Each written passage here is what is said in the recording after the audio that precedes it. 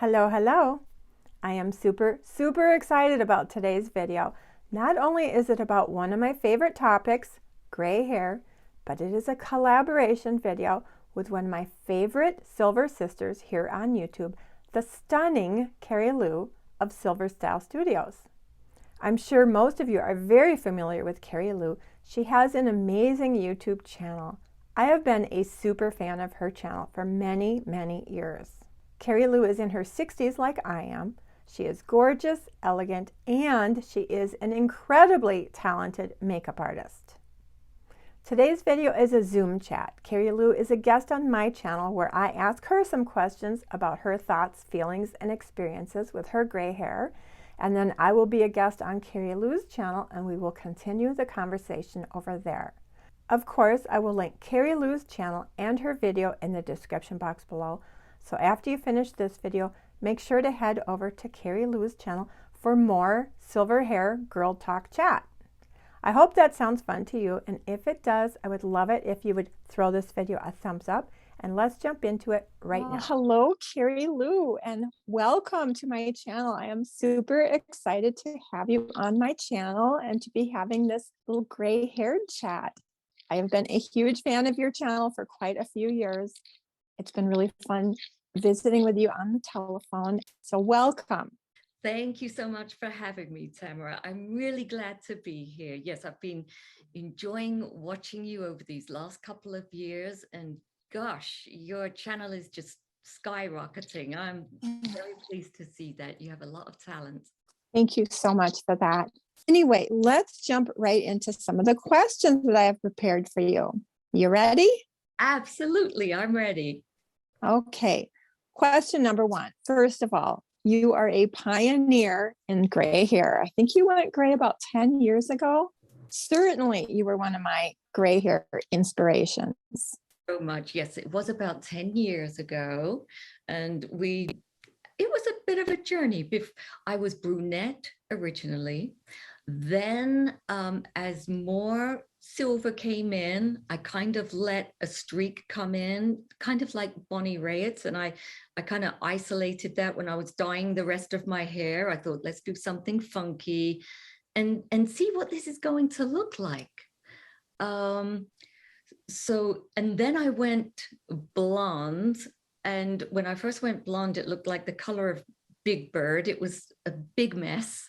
And then, yes, I've been silver for about 10 years. 10 years, definitely a pioneer in my opinion. So what would you say to somebody today who is considering going gray, letting their natural hair color grow out? For anybody considering growing out their hair to silver or gray or white, all of us have, there's no two heads of gray or silver alike. Everybody is so unique. I would say some people are a little afraid because they don't know what kind of gray they're going to end up with. So what I would say to people in that situation is look at some of your relatives that you look like in other ways, like maybe their hair looked just like yours when they were younger. Maybe it's an auntie or your mother, and you've always said, oh, I look just like her. My hair is just like hers. Your coloring is like theirs. There's a good chance that yours will end up looking quite similar to theirs. And then my second piece of advice would be make sure you're in a good place in other areas of your life. Make sure you're not going through anything too crazy that's upsetting you. You know, you should feel pretty strong about yourself in other areas of your life before you embark on this journey, because you're going to have times when you just want to break down and get out the box of dye and dye it. Maybe that's a good tip too. Don't have boxes of dye around your house. Actually, you have to work for it a bit. I actually had 3 boxes of dye sitting on my shelf during my entire transition. As a safe, I don't know, it made me feel better because it made it more my choice. And I would look at that box of dye and think, no, today I'm going to choose not to use it. but I think it can work both ways. So, but I will say, when I finally finished my transition and I threw that last box of dye away, it was victory. But anyway, that's a really good piece of advice. I think it depends on the person. The other thing I 100% agree with, it is important to be able to feel pretty solid at where you're at in your life, because I found it to be such a huge adjustment to my self-identity.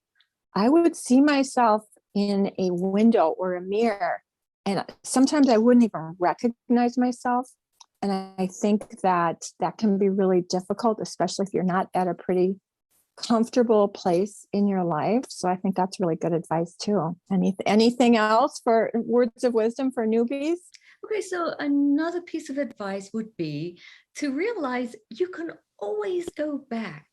You could, do set aside, know that it's going to take about 3 months, 6 months for you to get a good idea of what it's going to look like. If your silver and gray is around your face, you're a little bit luckier, because you can do bangs. And after about 3 months or 6 months, you're going to have some bangs around your face, and you could cut off the dyed pieces and you get a really good idea of how this is going to look. So just commit to that time and just know that you can always dye it again. And there's so much inspiration out there. I mean, I know we've talked about that already. I found you to be very, very inspiring to me. And that was long before we ever personally connected. So I thank you, because huge inspiration for me when I was going through my journey. Thank you so much, Tamara. That's very sweet. Question number 2. How has having silver hair impacted your life, whether it's your work life, your fashion, your colors? Well, as far as colors are concerned, when my hair was brunette, I used to be more of a winter. For those of you that know that whole color system, the seasons, I was a winter, which means jewel tones, royal blues, royal purples, rubies, emeralds. If I wear those colors now, they look too overpowering on me. So I actually had the help of a very good color expert. Her name is Ginger Burr, and she's helped me a lot to soften up my palette. So the color I'm wearing now is like an icy blue. And I bought a few colors like this and added them to my wardrobe, and they really work. Now, I can wear the other colors that I mentioned, the winter colors, but I always have to make sure that my makeup is stronger. So that's not so much an everyday look. Like if I was doing a special occasion, I could still wear a fuchsia or a ruby, but I have to make sure that I have a bright lip color and I have some good strong makeup on too. So another way it's changed my life. Well, I would say as far as work is concerned, I've been a makeup artist for the last 40 years. And for a lot of that, I've had a team of wonderful makeup artists that helped me on jobs.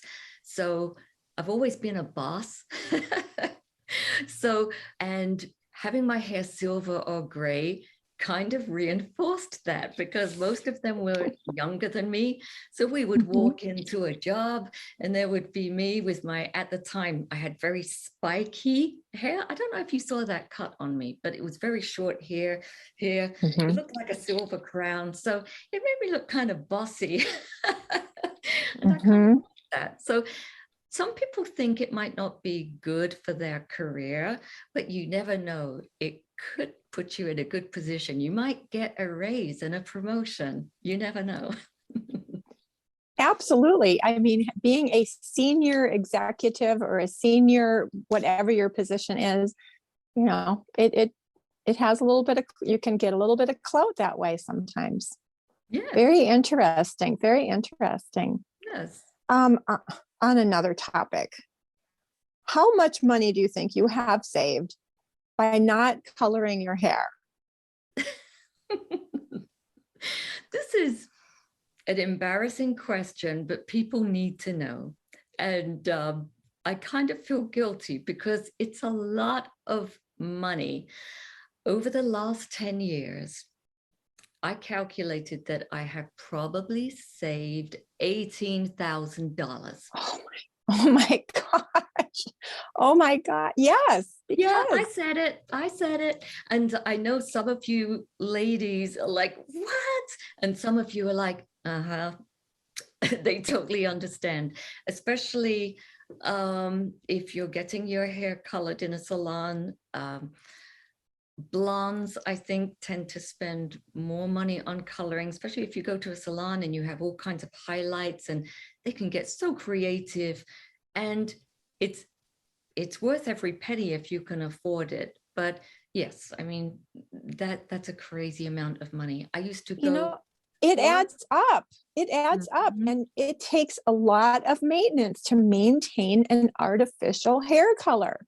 I used to go for a haircut when it was like a pixie every 5 weeks. And I do go for really good hair salons. I love the whole salon experience. So I always Mhm. went to some really good people. That was about 125. And then the color was about 100, 125. So I gave a conservative estimate on how much this cost. It could have even been more. I don't know.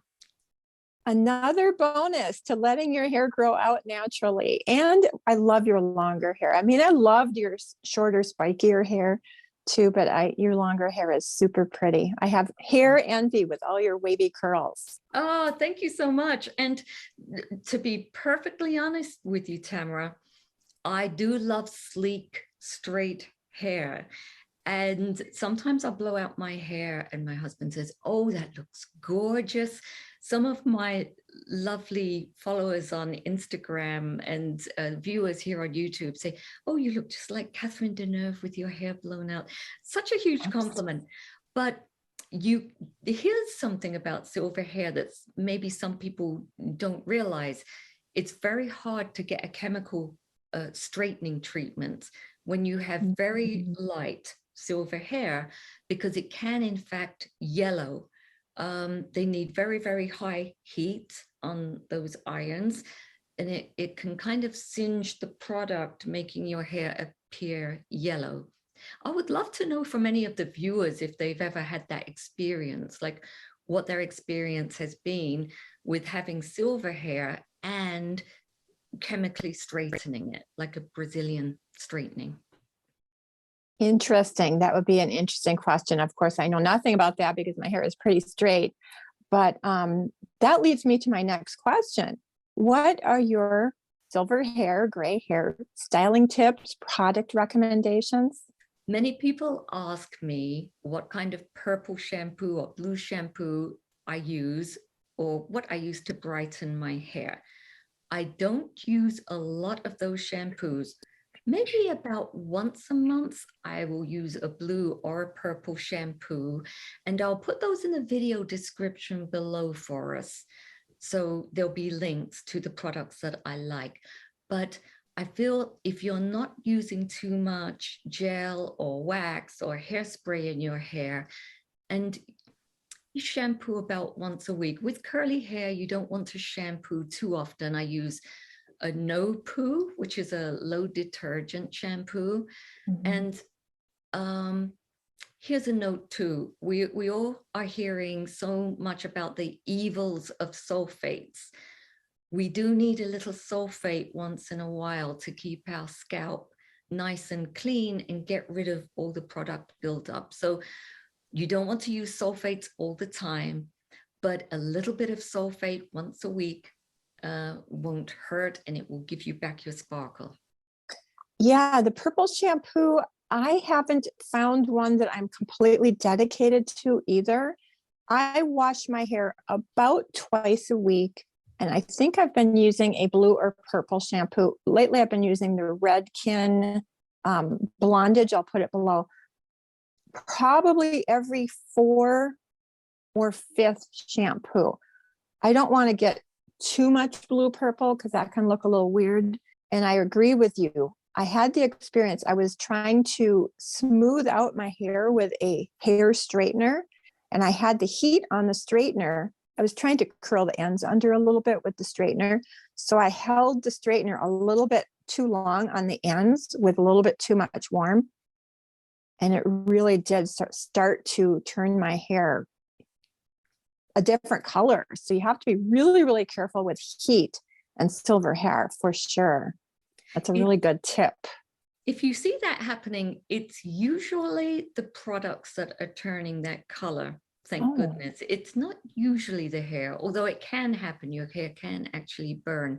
If you have silver or gray hair, you might want to make sure that your tools are set to no more than 300 degrees. And blow it out gently first, and then just touch it up with your iron. I do use a straightening iron sometimes, although I haven't actually for a few months now. But when I did, yes, I would blow it out a little bit and then just touch up with the iron and make sure it's about 300 degrees, no hotter than that. Great tip. Thank you. Excellent. Next question. I'm ready. Silver hair, gray hair is continuing to gain momentum as a trend. How do you see society's cultural acceptance of gray hair currently and in the future? And also, did you see And Just Like That? And if so, I'm curious to see what you thought about Miranda's gray hair. That's a lot of questions. Sorry. Okay, I'm going to go straight to the Miranda question. Oh my goodness, Miranda, what did they do to you?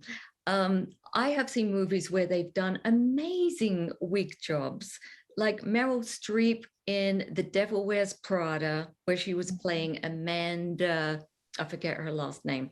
They did it. It was coming straight from the scalp, a beautiful sweep, and it looked amazing. It's not that she looked wrong as a silver gray-haired person. First of all, they tried to coat her hair with something. I don't know what they were using. It looked like chalk. And she's lovely. I feel bad for her as an actress, because as an actress, you put yourself out there. You are in the hands of hairstylists and makeup people that usually someone else has hired, and there's a lot of trust there. You just have to trust that your hair, your makeup is going to photograph well. There's not a lot you can do about it. So she was trusting. So I feel in a way, you know, that's kind of sad. So first of all, it was this chalky colored job, and I could kind of see parts of red, and it looked dull. And then they must have gotten some bad feedback, because then they put her in the wig. It looked like a wig. It looked like a wig. And some wigs are fantastic. I follow some people who they've got a huge collection of wigs, and they always look fabulous.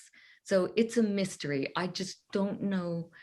I don't know why that happened. And when I say it looked like a wig, I have this thing where, okay, you know, in the old days when a lot more men were wearing hair pieces, you would say, oh, I can always spot a toupee. It's like, yes, you can spot the bad ones. Right. You can't spot the good ones. There is lots of good fake hair out there. And that was not an example of good hair. It was really too bad, because I know that, and Just Like That, they were trying to incorporate the trend of women in their 50s, or women allowing their silver hair to grow out naturally. But they really sort of missed the boat, because it looked anything but natural or flattering on her. And interestingly enough, you know, Sarah Jessica Parker, I had seen some photographs where she actually has gray hair, right? But in the TV show, she looked like she had her regular honey blonde hair. Yes. So I wish they would have just let her have her gray hair that she was showing in real life. That would have been so much more authentic. Yes, they probably should have had her be the silver gray-haired one. I agree with you. You know, I forgot about that. I was seeing her all over the internet with the Mm-hmm. silver hair, and I thought that's how she was going to be. And I mean, her hair did look gorgeous. It looked just like it Gorgeous. did back in the day. Yeah. Mm-hmm. Yeah. Of course, that's not the only issue with and just like that, but we're not going to get into that right now. That would be a really long video, Tamara. That's a whole nother video. And I think the last question, what are your least favorite and most favorite aspects of having silver hair? I don't have a downside to having silver hair.